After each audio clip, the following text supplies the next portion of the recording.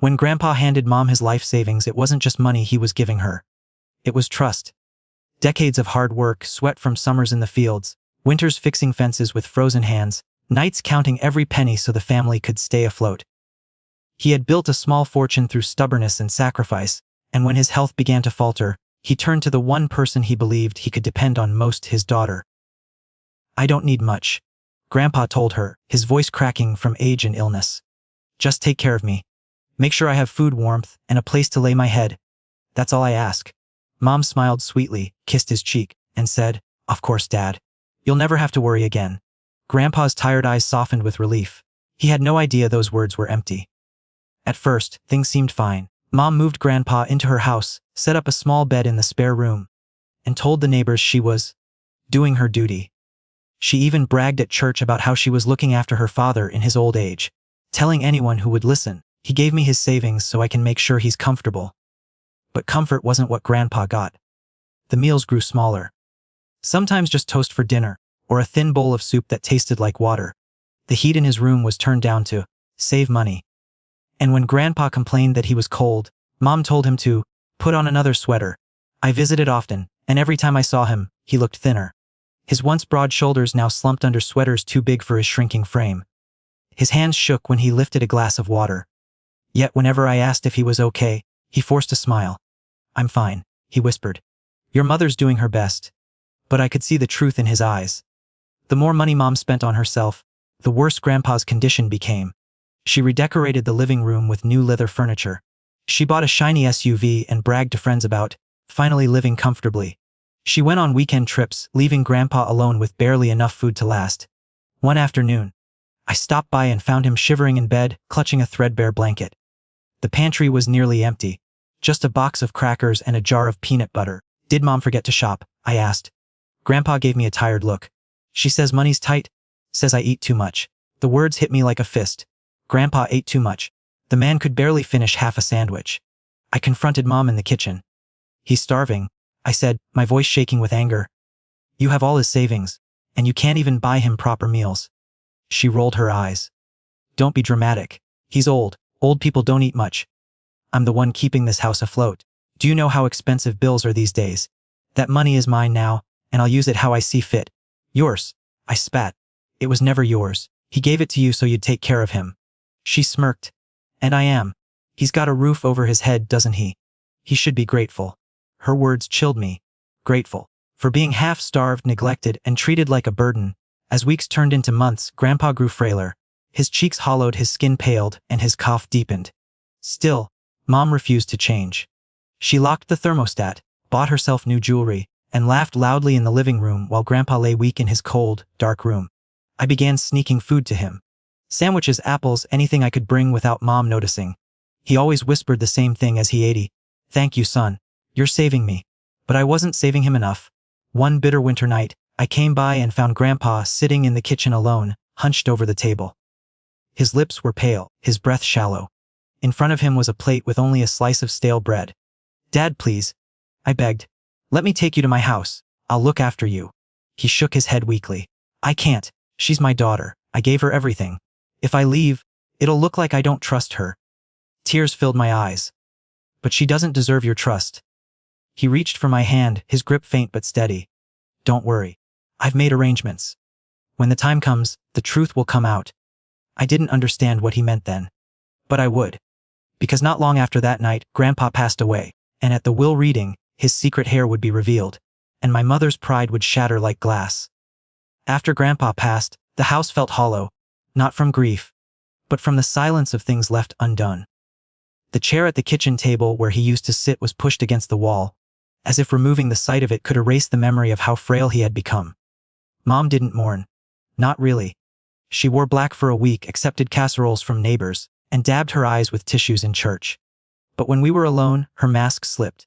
"Well," she said one morning as she sipped coffee from a brand new mug she had bought the day after the funeral, "at least I don't have to worry about feeding him anymore."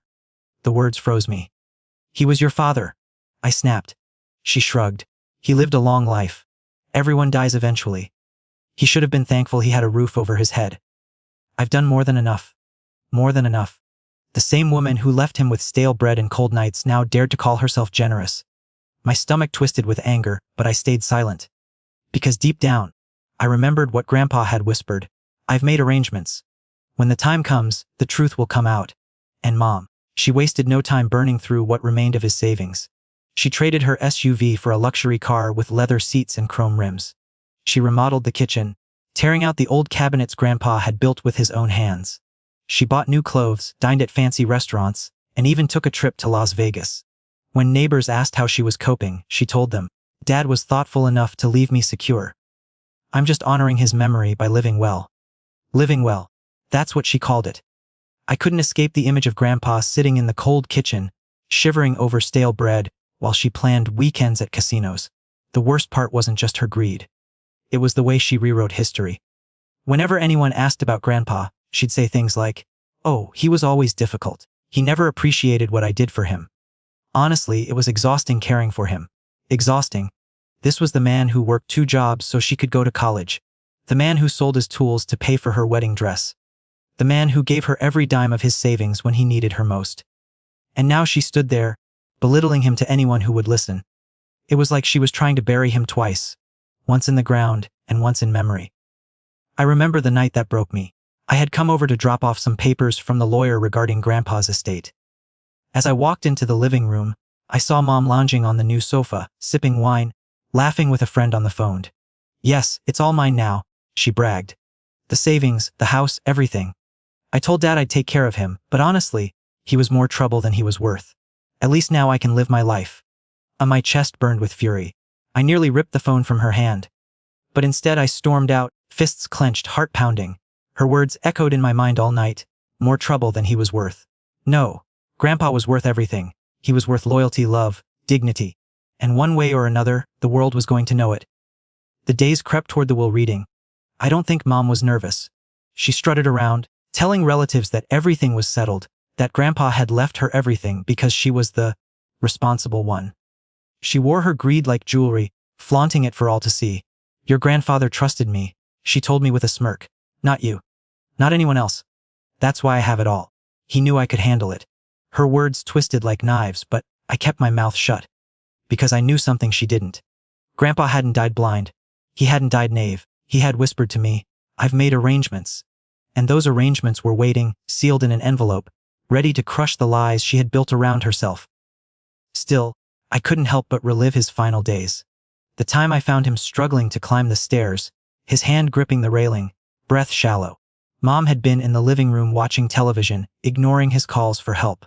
The night he sat by the window, staring at the moon, whispering, "I miss your grandma." She would have known what to do. The morning he asked for eggs and toast, and Mom snapped, "Do you think I'm your servant? Eat cereal." Each memory burned like fire inside me. And each one reminded me that Mom didn't just fail him, she betrayed him. The night before the will reading, I couldn't sleep. I kept replaying our last conversation, the way he squeezed my hand and said, "When the truth comes out, don't gloat. Don't seek revenge. Just carry it forward. Protect the family name." I didn't know what his plan was. I didn't know what arrangements he had made.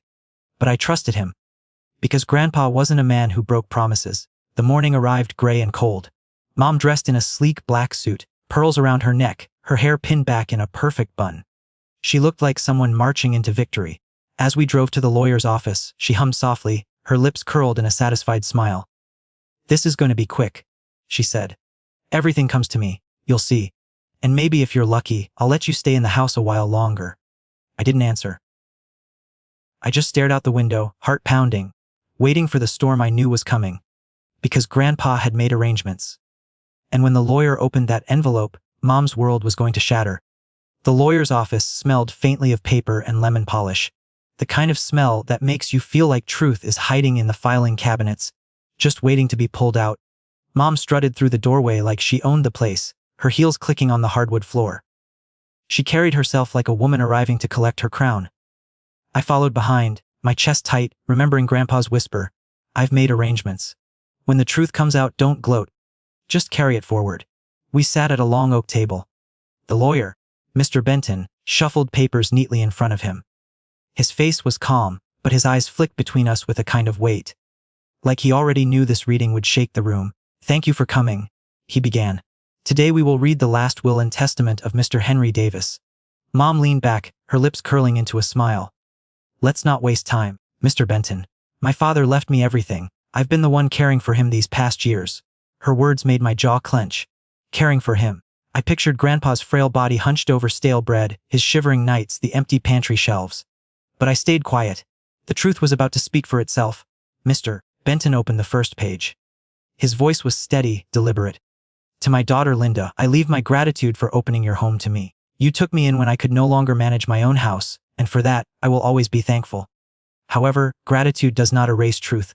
The truth is, I gave you my savings not as a gift, but as a trust that was broken. I cannot reward neglect with inheritance. Therefore, you are to receive nothing further from my estate. The words dropped into the room like stones into deep water. Mom's smile froze. Excuse me, she snapped. That can't be right. Benton looked at her calmly. This is his signed statement. Her face flushed red. She tried to laugh, but it came out strained. He must have been confused. He didn't know what he was saying in his old age.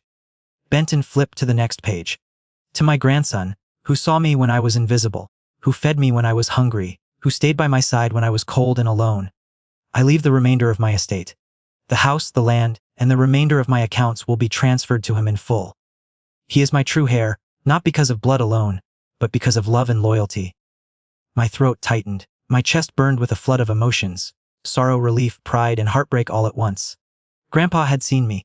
He had known. Mom shot to her feet, her chair screeching against the floor. This is a lie, she shouted. He would never! He gave me his savings! He trusted me! Benton didn't flinch. He reached for a sealed envelope, wax stamped with Grandpa's initials. There's more. Your father anticipated you might contest his words. He left a letter. He broke the seal and began to read. Linda, if you are hearing this, then you are already denying the truth. Let me remind you I begged you to care for me. I gave you everything I had. Instead, you locked the thermostat, served me scraps, and left me to wither. You called me a burden when all I wanted was love from my own daughter.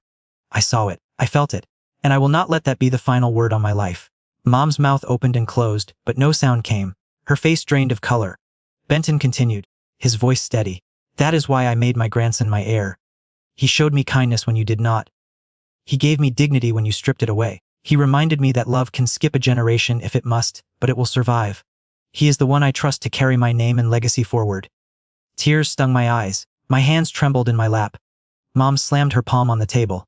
This isn't legal. He was old, he was confused, Benton raised a hand. Your father's letter was witnessed by 2 neighbors and notarized. His mind was clear. His words are final. Mom's body sagged back into her chair. She shook her head violently, whispering, No, no, no.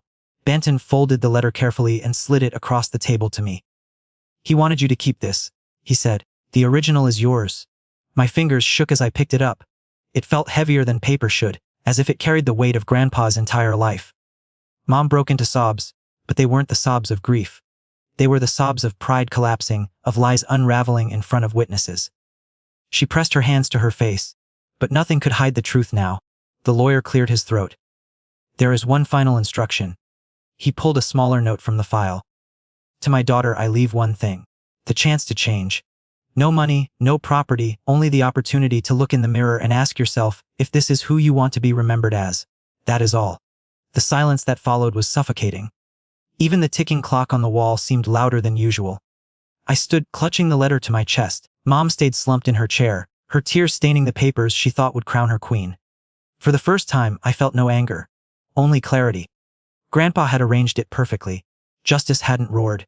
It had whispered through the cracks of truth until there was no denying it. As I walked out of that office, into the gray daylight, I could almost hear Grandpa's voice again. When the truth comes out, don't gloat. Just carry it forward. And I swore to him then, silently, that I would. When we stepped out of the lawyer's office, the world outside felt different. The air was cool, the clouds heavy, but there was a strange brightness breaking through, as if the sky itself knew a truth had finally been spoken. Mom walked a few steps ahead, her heels clattering against the sidewalk, her body stiff. But her head was bowed, her shoulders hunched. For months she had carried herself like a queen, head high, chin lifted. Now she looked smaller, shaken, like a woman carrying the weight of her own choices. I followed slowly, Grandpa's letter still clutched to my chest. The words pulsed in my mind. You reminded me that love can skip a generation if it must, but it will survive. Love had skipped. From him, past her, to me.